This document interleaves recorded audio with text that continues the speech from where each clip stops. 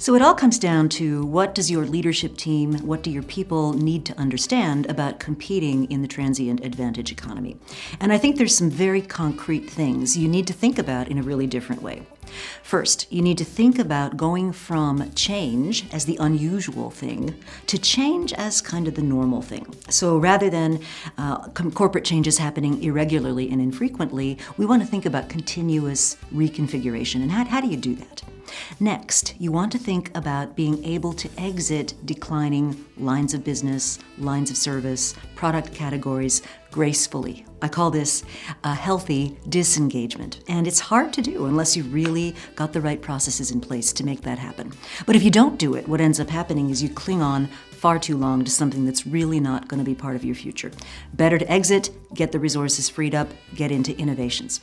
The third thing I really want you to think about is separating out the power structure in your organization from your resource allocation process. And this is hard because a lot of times the powerful people in a company get to call the shots about where the money gets spent. And we don't want that. What you want is somebody able to look at your whole portfolio and say, where do we need to be investing our resources today so that we have a healthy and prosperous future tomorrow?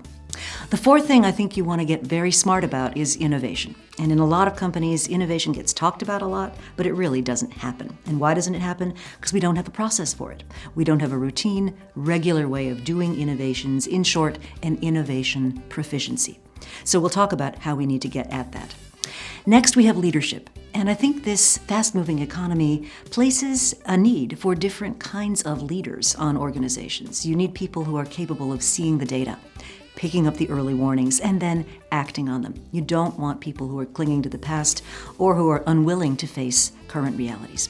And finally, I want each of us to be thinking about what we need to do to make ourselves valuable, to make ourselves healthy, to actually thrive in an environment that's so volatile and full of so much change. We're really going from a world where your career was determined by some organization to a world where your career is determined more and more by you. In short, I think we're all entrepreneurs now, and we need to be able to think that way.